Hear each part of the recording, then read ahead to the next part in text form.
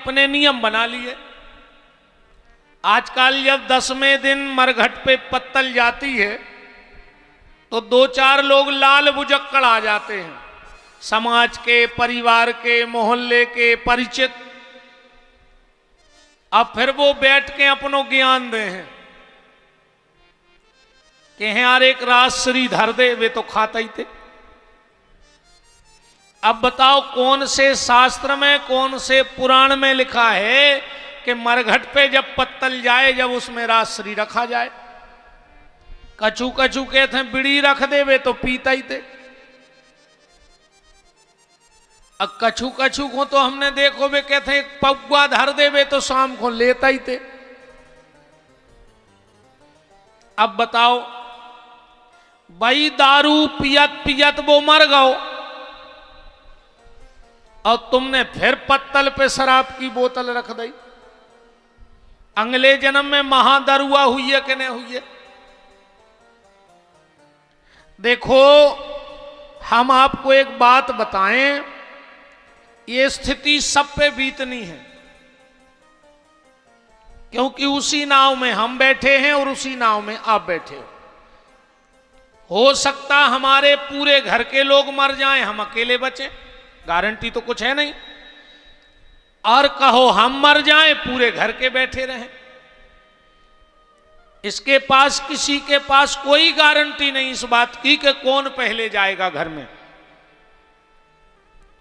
और वास्तव में अगर तुम उसको प्रेम करते हो जो तुम्हें छोड़ के चला गया और तुम हो, तो जिस दिन शमशान घाट पर पत्तल जाए तो ना तो उस पे राजश्री रखना, ना बीड़ी सिगरेट गुटखा शराब रखना, बगल के किसी मंदिर में चले जाना, बाहर खड़े रहना, पुजारी जी से कहना पुजारी जी तुम्हें तो पता है कि हमारे घर में गमी हो गई है, हम मंदिर तो आ नहीं सकते, पर आज भगवान ने जो भोग पाया हो वो थोड़ा सा प्रसाद और एक तुलसी का पत्ता दूर से मेरी झोली में डाल दो और वो प्रसाद लाकर उस पत्तल पे रख के शमशान भेज देना। वो जीवात्मा अगले जन्म में भगवान की भक्त बनकर के इस दुनिया में पैदा हो जाएगी। तो बात ये हम आपसे निवेदन कर रहे हैं कि ना हमें अपनी इच्छा से जन्म मिला, ना हमें अपनी इच्छा से जाति मिली, ना हमें अपनी इच्छा से पैसा मिला। पैसा भी हमें अपनी इच्छा से नहीं मिला है, ना हमें अपनी इच्छा से मान सम्मान मिला, ना माता पिता मिले, ना भाई बहन मिले। पर एक चीज अगर तुम चाहो तो तुम्हें तुम्हारी इच्छा से मिल सकता है, और वो है मौत। उसको तुम सुधारना चाहो तो सुधार सकते हो, वो तुम्हारे हाथ में है। जीवन तुम्हारे हाथ में नहीं है, पर मौत तुम्हारे हाथ में है। तुम चाहो तो उसको बना सकते हो। और मौत कैसे बनेगी? बोले मौत तो तब ही बनेगी जब तुम मोहन के बन जाओगे तो तुम्हारी मौत बन जाएगी। और अगर मोहन के नहीं बने तो पुनरपि जननम पुनरपि मरणम, अंगम गलतम मुंडम पलतम, दसन विहीनम त्यासा पिंडम, भज गोविंदम भज गोविंदम भज गोविंदम मूढ़ मते। आदिगुरु भगवान शंकराचार्य कहते हैं कि अगर मौका मिला है तो नाम ले लो। ईश्वर ने अगर मौका दिया है तो नाम ले डालो भगवान का, वरना तो सब गड़बड़ हो जाएगी प्यारे। और ये मौत कब बनेगी? जब तुम अपने सदगुरु की शरण में जाओगे। कथा यहीं पहुंच रही है। राजा परीक्षित को कल श्राप लगा और वो अपने सदगुरु सुखदेव की शरण में गए और जाकर सिर्फ एक ही बात कहते हैं कि गुरुदेव दया करना, गुरुदेव दया करना, मैं तेरे भरोसे हूँ। गुरुदेव दया करना, मैं तेरे भरोसे हूँ। गुरुदेव दया करना, मैं तेरे भरोसे हूँ। गुरुदेव दया करना, मैं तेरे भरोसे हूँ।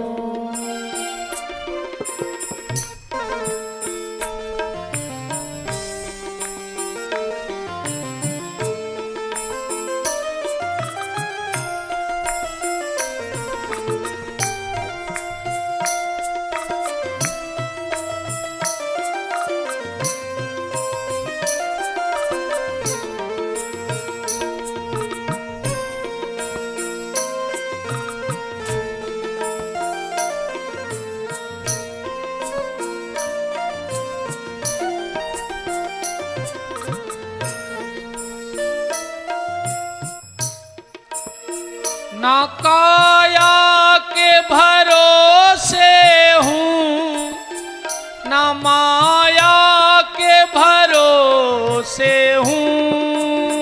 ना काया के भरोसे हूँ, ना माया के भरोसे हूँ। इस शरीर का कोई भरोसा नहीं। रही बात माया की, तो माया के बल पे भी मायापति को नहीं रिझाया जा सकता। अपने गुरुदेव के चरणों में ये अर्जी लगाओ, ना काया के भरोसे हूँ, ना माया के भरोसे हूँ। ना काया के भरोसे हूँ, ना माया के भरोसे हूँ। कई लोग घर से कसम खा के आते हैं कि गुरुजी तुम्हें तो ठीक, तुम्हारे बाप को छुट्टी है, अगर हमारे वो ठलवा लो तो। जो ऐसी कसम खा के आए हो कि हमारे बाप को भी छुट्टी है, तो बिल्कुल मत बोलना। हम किसी की कसम तोड़वाना नहीं चाहते, और हम तो कहते भगवान भोलेनाथ ऐसी कृपा करना कि जो तुम्हारा भजन ना करे उसके मुंह में हर महीने 3 ततैये काटें।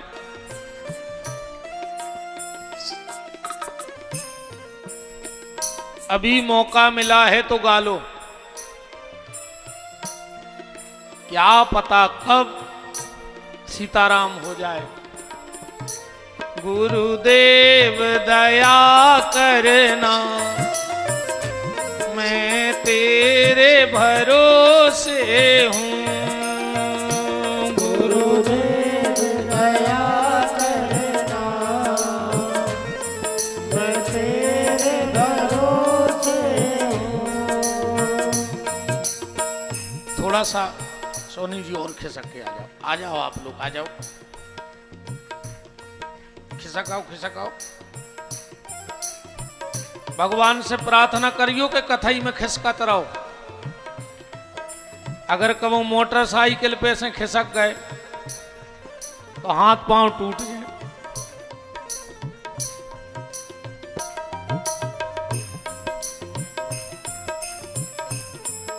पुरुष वर्ग से भी प्रार्थना है, आप लोग भी आगे आ जाओ। हाँ, ऐसे आगे खिसक के आ जाओ।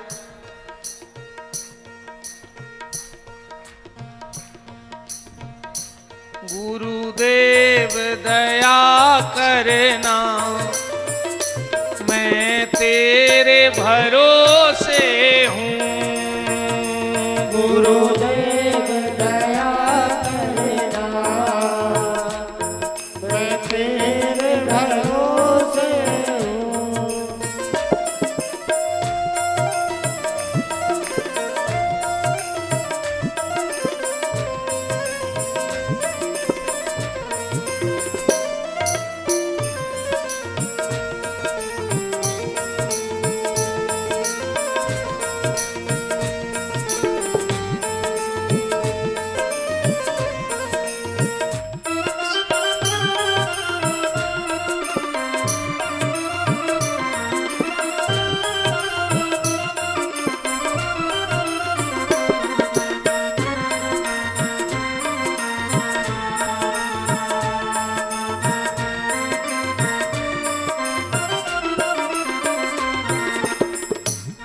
और ना जाया के भरोसे हूं। जाया माने संतान, हमें अपनी संतान का भी भरोसा नहीं है। ना जाया के भरोसे हूं, ना छाया के भरोसे हूं। जाया के भरोसे हूँ, ना माया के भरोसे हूँ। गुरुदेव दया करना, मैं तेरे भरोसे हूँ। गुरुदेव दया करना, मैं तेरे भरोसे हूँ। गुरुदेव दया करना, मैं तेरे भरोसे हूँ।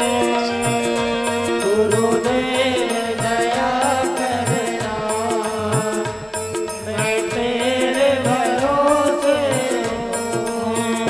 गुरुदेव दया करना, मैं तेरे भरोसे हूँ। गुरुदेव दया करना, मैं तेरे भरोसे हूँ। बोलो सदगुरु भगवान की। जय हो। आवाज कितना और जल्दी सी करो।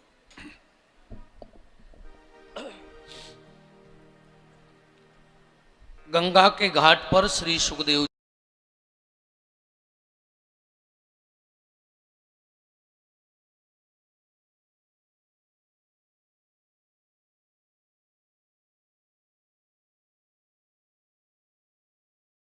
तपी पहले से बैठे हैं।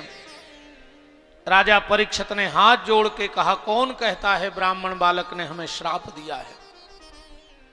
ना ब्राह्मण बालक हमें श्राप देता, ना मेरा घर छूटता, ना मैं गंगा के घाट पे आता, और ना आप जैसे संतों का मुझे दर्शन होता। रही बात मौत की, वो तो आनी है, घर में रहेंगे तो आएगी। ऐसा तो है नहीं कि घर में नहीं रहे तो बच जाएंगे। मौत तो कहीं भी आ सकती है, कभी भी आ सकती है। तो परीक्षित जी ने कहा, मुझे मरने का डर नहीं है। मैं आप सभी संतों से हाथ जोड़कर एक प्रश्न करना चाहता हूं कि म्रियमाणस्य किम कर्तव्यो, मरने वाले को आखिर क्या करना चाहिए? तुरंत आपातकालीन मीटिंग बैठ गई, पर कोई भी निर्णय नहीं हो पा रहा है। उसी समय भागवत जी में लिखा है, तत्रा भवत भगवान व्यास पुत्रो अलिक्षलिंगो निजलाभ तुष्टई स्त्री पुरुष भेद रहिता दुई अष्ट वर्षा। साक्षात भगवान ही व्यास नंदन सुखदेव जी बन करके चले आ रहे हैं। 16 साल की जिनकी आयु है, पर मन उनका 8 साल के बच्चे जैसा है, क्योंकि 16 साल के लड़के में विकार आ जाते हैं। तो सुखदेव जी का शरीर है 16 साल का, पर मन है 8 साल के बच्चे जैसा, निर्विकारी, कोई विकार नहीं उनके जीवन में। कोई प्रशंसा कर देता है तो अभिमान नहीं आता है, और अगर कोई अपशब्द बोल देता है तो क्रोध नहीं आता है। यही परमहंसों की स्थिति है, क्योंकि ना वो देह भाव में रहते हैं और ना वो गेह भाव में रहते हैं, वो तो निरंतर भगवान के नेह भाव में रहते हैं, इसलिए उन्हें संसार का ज्यादा कोई प्रभाव नहीं पड़ता है।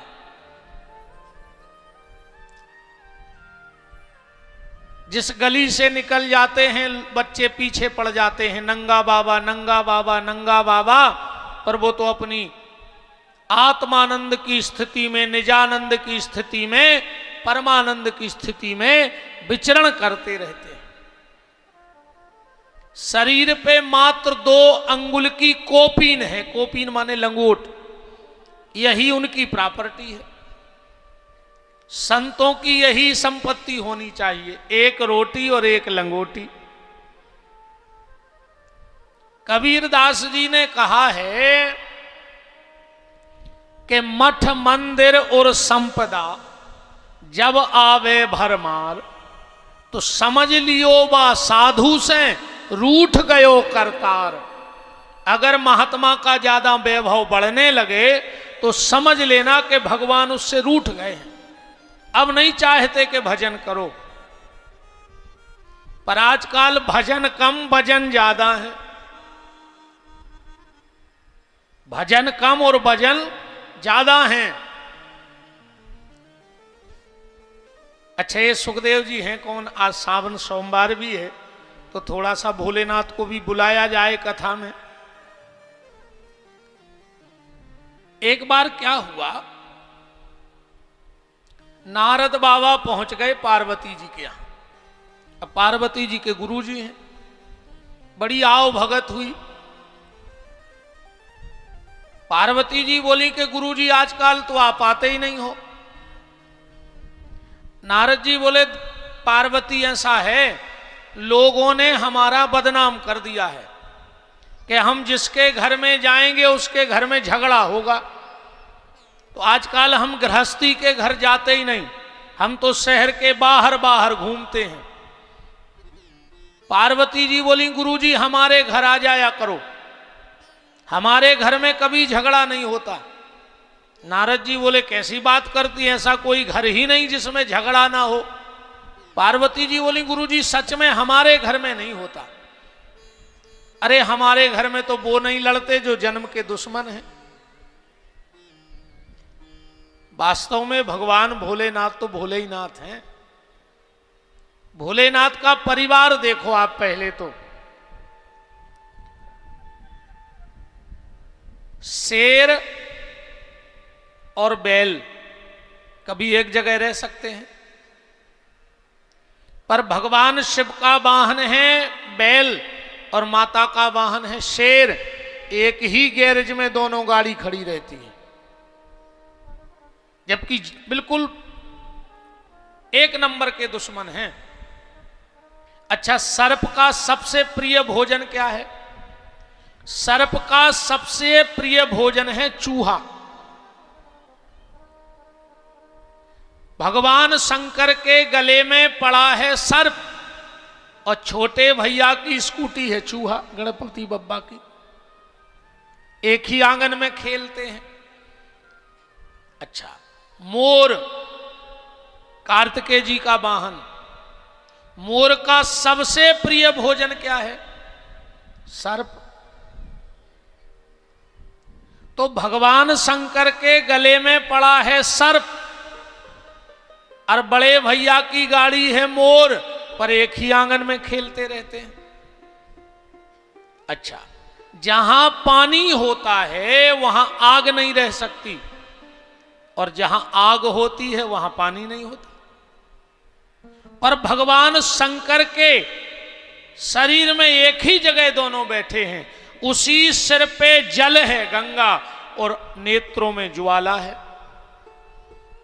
अच्छा, जहां अमृत हो वहां विष नहीं होगा, जहां विष है वहां अमृत नहीं है, पर भगवान शंकर के पास दोनों है।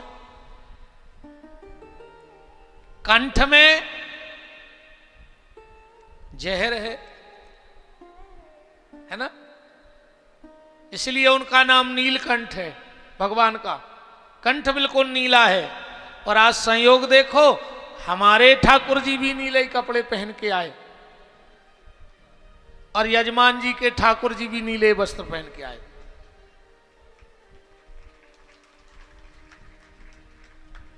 अच्छा, हमें लगता है क्या तो बात हो गई होगी दोनों की। नहीं, ठाकुर जी की, ठाकुर जी की। वाह नहीं, बात हो गई होगी कि आज नीलकंठेश्वर महादेव का अभिषेक हो रहा है तो अपन उन्हीं के रंग में रंग के आवे। अच्छा, जहां भभूत होती है वहां भूत नहीं होते, और जहां भूत होते हैं वहां भभूत नहीं होती। इस कथा से एक जरूर मैं आप सबसे निवेदन करूं, हो सकता है बात गलत हो पर मेरे हिसाब से तो नहीं है। आज अगर परिवार तोड़ने का काम कोई कर रहा है तो दो लोग कर रहे हैं। अगर परिवारों को दूर दूर किया है तो दो लोगों ने किया है। बताओ छह ईमानदारी, सिर्फ दो लोगों ने परिवारों की सत्यानाश कर दी। सबसे पहले तो सास, लड़की की मां। बोलो गलत तो नहीं है? 7 घर, ऐसी कहावत है कि 7 घर डायन भी छोड़ के चलत है। 7 घर डायन भी छोड़ के चलती है। तुमको शर्म नहीं लगती अपनी बेटी का घर बर्बाद करते हुए? क्या तुम डायन से भी गई गुजरी हो? 24 घंटा फोन पे चिपकी हैं। बिटिया की नींद नहीं खुल पा रही, मम्मी फोन लगा दी, का बना लो, का खा लो। अगर बिटिया कह दे कि मम्मी जहर बनाओ है तुम खा ले, सो मर जा जी में हम सुख से रहने लगे। बर्बाद कर दिया तुमने अपनी बेटी के घर को। वहां तो त्रेता में एक मंथरा थी, आज तो हर मोहल्ला में 10-20 मंथरा है।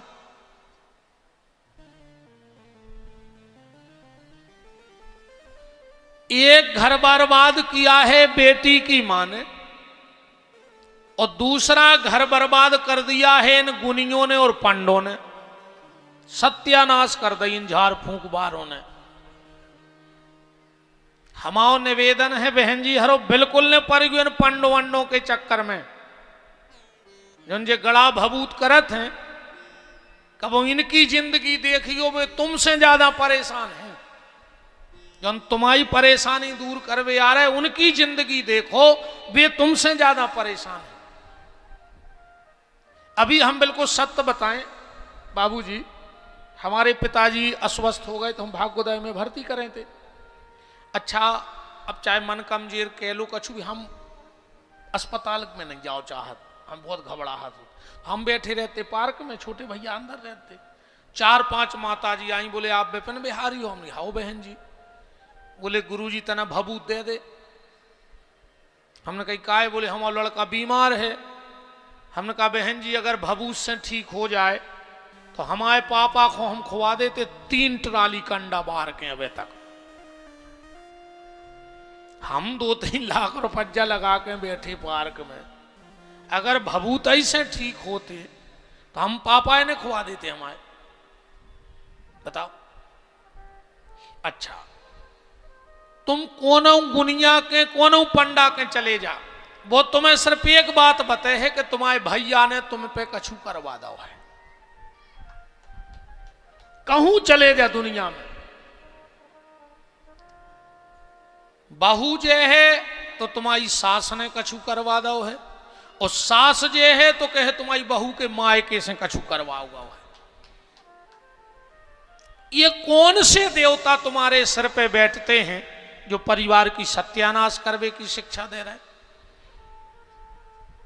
अरे कम से कम अगर तुम्हारे दरबार में कोई गाओ तो तुम जा भी तो कह सकते कि एक बार तुम्हें बिल्कुल मरवे को मौका आ गो तो पर तुम्हारे भैया की पूजा पाठ ने तुम्हें बचा लो, तो कम से कम वो अपने भैया को जाके गले तो लगा ले। तो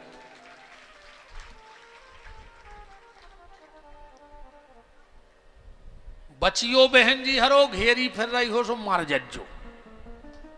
अपन तो फिर उनमें के मरा जाए कि जब घेरी फिर रही सो मर जा, हम क्या करें।